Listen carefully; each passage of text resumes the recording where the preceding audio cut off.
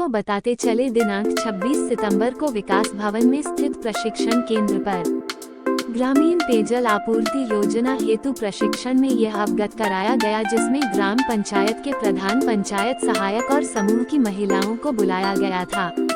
इनको basically training में ये बताया जा रहा है, ग्राम पंचायत में जो टंकी बनी है उसकी माध्यम से पानी की सप्लाई दी जाएगी, पानी शुद्ध एवं स्वच्छ रहेगी। बेहतर संचालन के लिए ग्रामीणों के परिवार को स्वच्छ जल मिल सके, जिससे आने वाले समय में बीमारियों से बचा जा सकता है।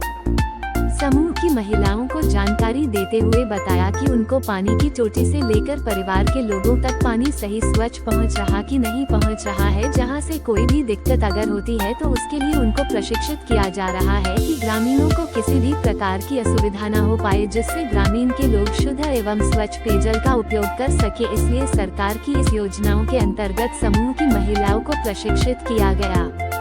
1974 से पहले ग्रामीण पेयजल योजना का क्रियान्वयन केंद्र द्वारा सहायता प्राप्त योजना के अंतर्गत किया जाता था। पेयजल योजना का कार्य निबंध न्यूनतम आवश्यकता कार्यक्रम के अंतर्गत 1974-75 से राज्य साहित्य योजना के रूप में किया जा रहा था। वर्ष 1977 के दौरान राज्य स्तर पर संसाधनों की कमी हो गई और केंद्र सरकार ने एक बार फिर अपने केंद्रीय सहायता प्राप्त योजना का समर्थन किया और ग्रामीण पेयजल आपूर्ति योजना किए गए हैं तथा राज्य में जल जीवन मिशन कार्यान्वयन के लिए राज्य सहायता प्राप्त की जारी योजना 1984 से जानते हैं गई। वर्ष 2000 राकेश रंजन व प्रशिक्षक राकेश यादव ने क्या कुछ कहा, सुनते हैं उन्हीं की जुबानी। ऐसी और भी खबर देखने के लिए बने रहे सावधान भारत न्यूज के साथ और चैनल को सब्सक्राइब करना ना भूले।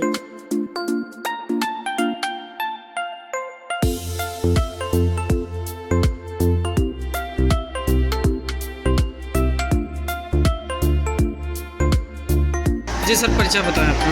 मेरा नाम राकेश रंजन है और मैं DPRC जहाँ पे प्रशिक्षण हो रहा है संस्थान का प्रबंधक हूँ। और ये संस्थान पंचायती राज विभाग द्वारा बनाया गया है। आए दिन यहाँ पे शासन के निर्देशों के क्रम में प्रशिक्षण का आयोजन किया जाता है। किस तरह का कार्यक्रम था ये? जल जीवन मिशन के अंतर्गत ग्राम पंचायतों में पानी की टंकियाँ बन रही हैं। उन टंकियों के जो इम्पोर्टेंट कंपोनेंट्स हैं उनकी जानकारी देने के लिए ग्राम पंचायत के प्रधान, पंचायत सहायक और समूह के एक सक्रिय सदस्य को बुलाया गया था।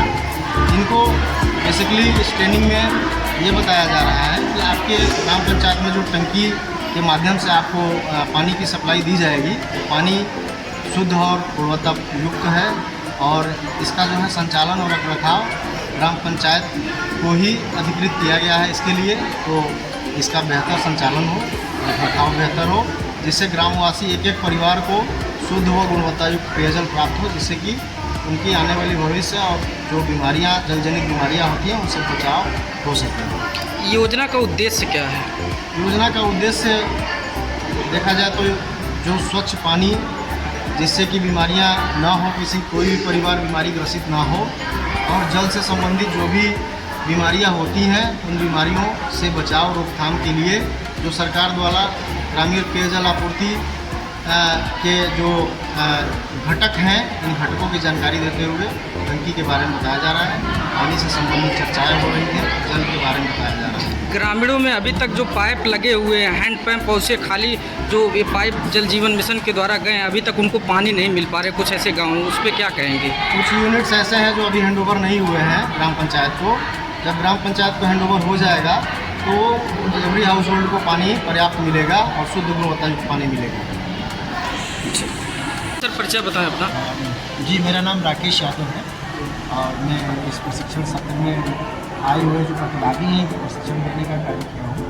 और बेसिकली जो ये प्रशिक्षण आयोजित किया गया है, इसका जो मेन उद्देश्य है कि ग्राम पंचायतों को जो वाटर की टंकी उपलब्ध हैंडओवर की जाएगी, हैंडओवर लेते समय किन किन बातों का ध्यान पंचायत को रखना है, और उसमें जो पंचायत सहायक आए हुए हैं उनका रोल रिकॉर्ड कीपिंग का, कि किन किन घरों में टैप कनेक्शन है, किन में नहीं है, इनके यहाँ नहीं है, वो क्यों नहीं है, और उसको दूर कराने के लिए प्रयास करना, ये इनकी जिम्मेदारी जानकारी देने के लिए बुलाया गया।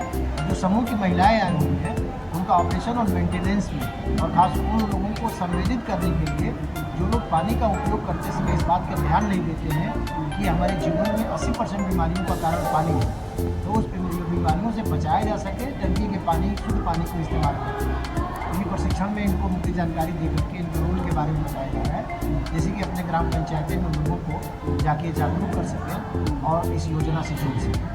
पंचायत सहायक ये जो हुए हैं इनका मानदेय वगैरह किसकी जिम्मेदारी में है? ये तो पंचायत के पास है, पंचायत इसको देखती है।